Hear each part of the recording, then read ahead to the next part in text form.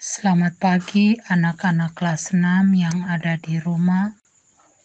Jumpa lagi kami di pagi hari ini dalam channel pembelajaran kita Marmit 2020. Nah, anak-anak sekalian, apa kabar kalian di pagi ini? Tentu kalian sehat, bukan?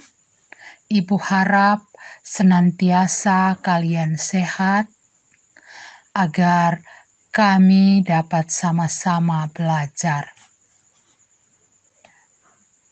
Ibu juga berharap kalian tetap semangat walaupun kalian senantiasa belajar di rumah. Adapun pembelajaran kita di hari ini, tema 3, tokoh dan penemuannya. Subtema 2, penemuan dan manfaatnya. Pembelajaran yang pertama. Adapun tujuan pembelajaran kita di pagi hari ini, 1. Dengan membaca, siswa mampu menyebutkan informasi penting dari teks eksplanasi yang dibaca tentang manfaat penemuan televisi dengan tepat dengan memperhatikan kalimat efektif. 2. Dengan berdiskusi, siswa mampu mengidentifikasi perubahan sosial budaya dalam kehidupan masyarakat dalam rangka modernisasi bangsa Indonesia di bidang iptek dan pendidikan dengan mandiri. 3. Dengan membuat rangkaian listrik paralel, siswa mampu menguji model rangkaian tersebut dengan tepat. Nah, anak-anak sekalian, perkembangan kehidupan masyarakat tentunya banyak dipengaruhi oleh beragam penemuan, seperti penemuan televisi yang kamu mampu mengubah peradaban dunia.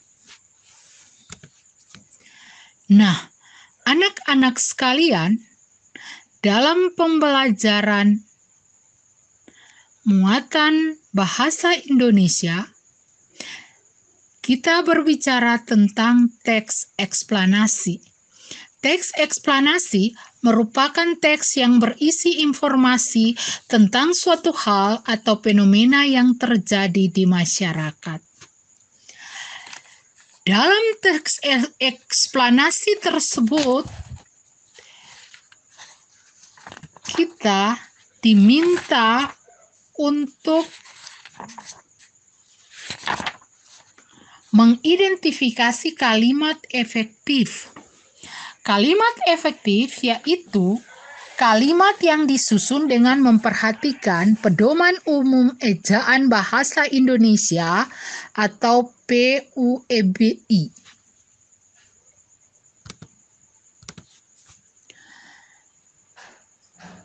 Nah, anak-anak sekalian, kita kembali mengingat ciri-ciri kalimat efektif. Yang pertama kita lihat, ciri dari kalimat efektif adalah 1. Memiliki unsur-unsur kalimat minimal, subjek dan predikat. Subjek adalah pelaku yang melakukan perbuatan atau kegiatan. Predikat adalah kegiatan yang sedang dilakukan oleh subjek. Contoh, adik sedang bermain. Adik adalah subjek, sedangkan predikatnya adalah bermain. Yang kedua, kuda sedang makan. Kuda termasuk subjek, makan termasuk predikat. Yang berikut, ciri kalimat efektif yang kedua adalah memiliki kehematan kata, ringkas dan tidak bertele-tele. Anak-anak sekalian, pemborosan kata dalam suatu kalimat menyebabkan kalimat tidak efektif. Contoh, para tamu-tamu duduk di kursi. Para itu sama dengan banyak. Tamu-tamu sama dengan banyak. Nah, kalimat yang menjadi efektif adalah para tamu duduk di kursi atau tamu-tamu duduk di kursi. Karena kalau kita berbicara tentang para dan tamu-tamu yang tadi dijelaskan di atas bahwa para itu sudah menunjukkan banyak, tamu-tamu juga sudah menunjukkan banyak. Dengan demikian, dia tidak efektif.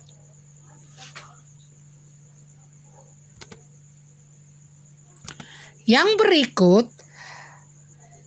ciri-ciri kalimat efektif yang ketiga adalah menggunakan kata-kata baku. Kata-kata baku yaitu kata-kata yang sesuai dengan pedoman umum ejaan bahasa Indonesia. Contoh kata baku dan tidak baku. Kata baku itu apotek, atlet, bus, bus, izin, antri, nasihat. Kata yang tidak baku, apotek, atlet, bis, izin, antri, nasihat.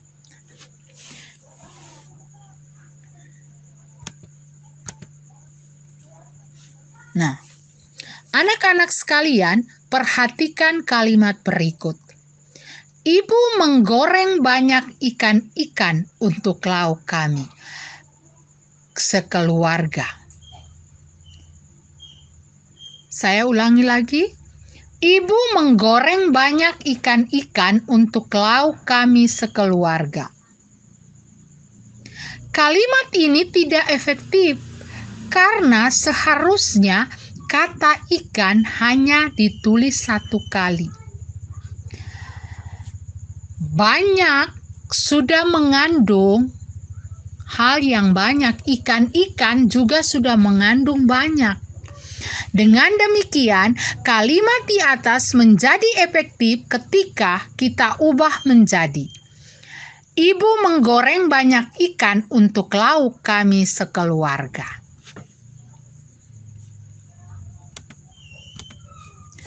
Nah, anak-anak sekalian, marilah kita membaca teks berikut. Si kotak ajaib. John Logie Bright lahir di Skotlandia 13 Agustus 1888. Ia adalah penemu yang pada kesempatan itu untuk pertama kalinya menunjukkan bahwa gambar hidup dapat ditransmisikan melalui pesawat yang sekarang dikenal sebagai televisi. Bright mendemonstrasikan televisi di depan para bapak-bapak dan ibu-ibu di Royal Institute London. Untuk pertama kalinya pada tahun 1925, seiring dengan perkembangan teknologi, lalu televisi kemudian terus berkembang sehingga menjadi semakin canggih seperti saat ini. Prinsip kerja televisi secara umum adalah mengubah sinyal elektronik dan mengetik sinyal elektronik dan magnetik menjadi gambar dan suara. Sinyal tersebut berupa gelombang elektromagnetik, yaitu gelombang yang terdiri atas medan magnet dan medan listrik. Gelombang elektromagnet dapat merambat, dipantulkan, dan dibiaskan tanpa media perantara. Gambar yang kita lihat di layar televisi adalah hasil produksi dari suatu kamera. Pada awalnya, objek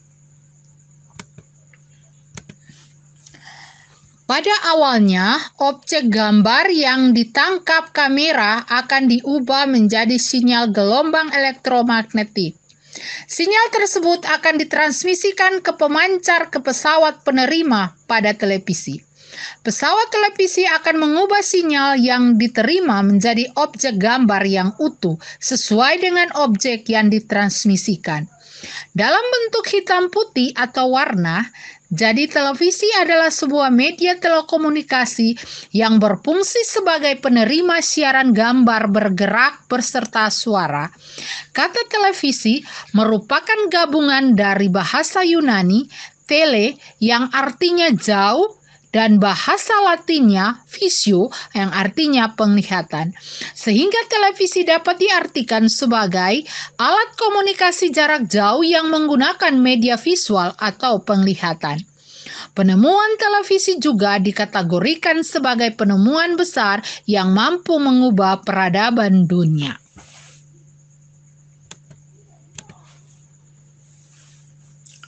Nah, anak-anak sekalian, informasi penting yang dapat kita ambil dalam bacaan si kotak ajaib adalah untuk paragraf pertama itu topik masalahnya itu berbicara tentang penemuan televisi.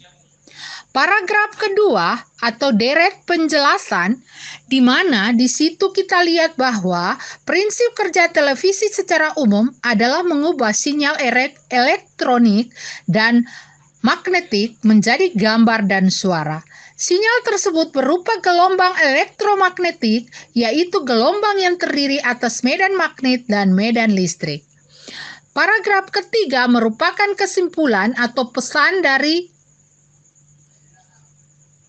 pribadi penulis. Televisi adalah sebuah media elektronik yang berfungsi sebagai penerima siaran gambar bergerak beserta suara. Penemuan televisi dikategorikan sebagai penemuan besar yang mampu mengubah peradaban dunia.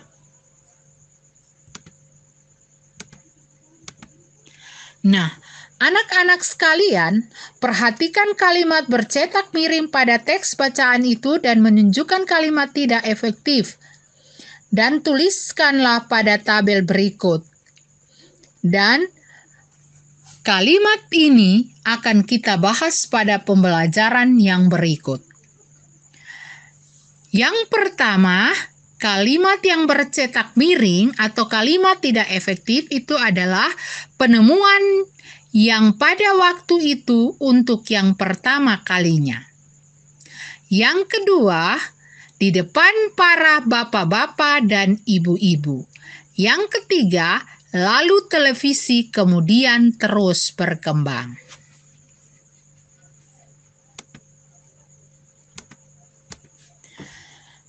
Nah, anak-anak sekalian, televisi adalah salah satu penemuan yang sangat penting.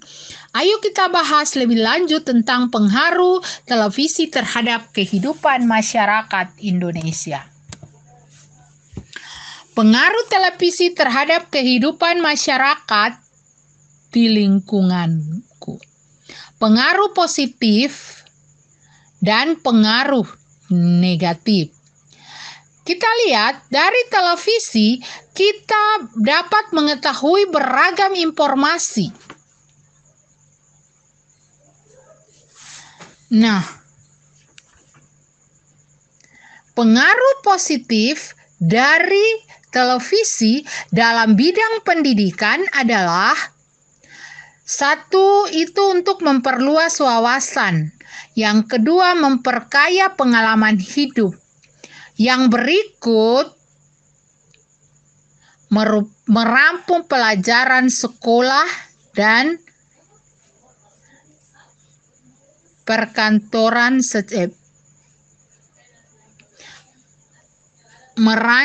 merancang pelajaran sekolah dan pengetahuan umum. Yang ketiga, membantu proses belajar. Jadi kita lihat pengaruh positif daripada televisi itu sangat banyak bermanfaat terutama dalam proses pembelajaran. Yang berikut kita lihat pengaruh televisi dalam ilmu pengetahuan. Menjadi sumber informasi pengetahuan dan pendidikan. Yang kedua, menambah wawasan tentang perkembangan ilmu pengetahuan. Kemudian, pengaruh negatifnya, yang pertama itu dalam waktu pendidikan, dalam bidang pendidikan, menyita banyak waktu yang seharusnya untuk belajar. Yang kedua,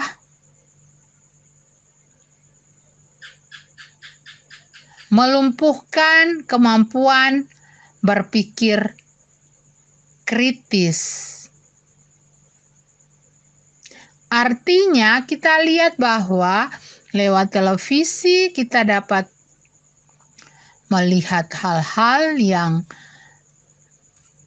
ada yang bermanfaat, dan juga kita dapat meniru hal-hal yang tidak baik. Di antaranya seperti ada kebudayaan yang tidak berkenan, misalnya cara berpakaian umpamanya dari orang bangsa barat misalnya, kita akan meniru hal yang tidak baik. Pembicaraan yang kasar dan sebagainya. Ketika di televisi ada yang mengejek teman, memukuli teman, hal yang tidak baik dapat kita contohkan. Yang berikut dalam bidang ilmu pengetahuan, televisi dapat menjadi momok yang menghambat produktivitas dan kemajuan ilmu dan teknologi.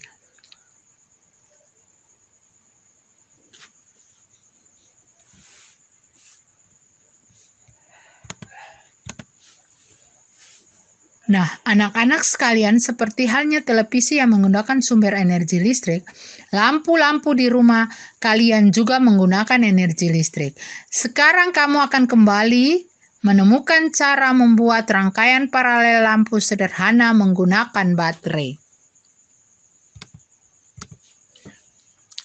Rangkaian paralel berbeda dengan rangkaian seri yang disusun sebaris. Rangkaian paralel adalah rangkaian listrik yang disusun secara berderet, di mana masing-masing lampu memiliki rangkaian tersendiri yang terhubung pada sumber energi.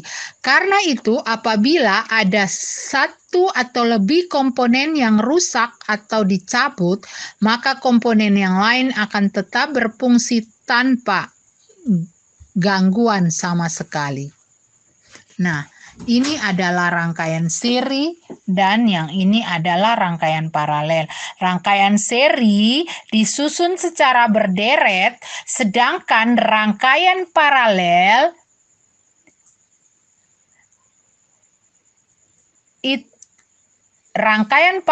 disusun secara berderet, sedangkan rangkaian seri disusun secara sebaris.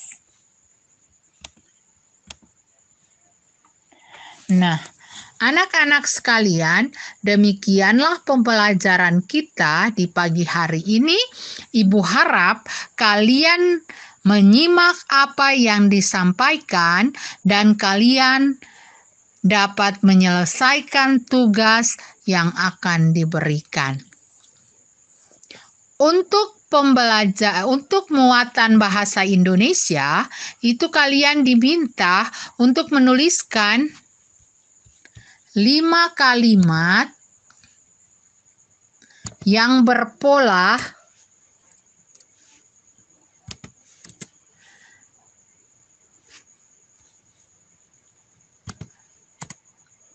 kalian diminta untuk menuliskan 5 kalimat yang berpola subjek dan predikat.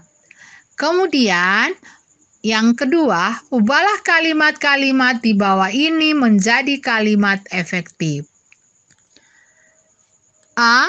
Budi yang berasal dari Jakarta. B. Karena ia sakit, Andi tidak bermain sepak bola.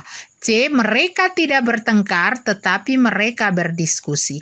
Kalimat ini adalah kalimat tidak efektif. Dengan demikian, kalian diminta untuk mengubah ketiga kalimat ini menjadi kalimat efektif. Untuk muatan IPA, kalian diminta untuk menggambarkan rangkaian paralel sederhana. Nah, anak-anakku sekalian, demikianlah pembelajaran kita di pagi hari ini. Semoga kalian dapat melaksanakan tugas ini dengan baik. Selamat belajar anak-anak sekalian.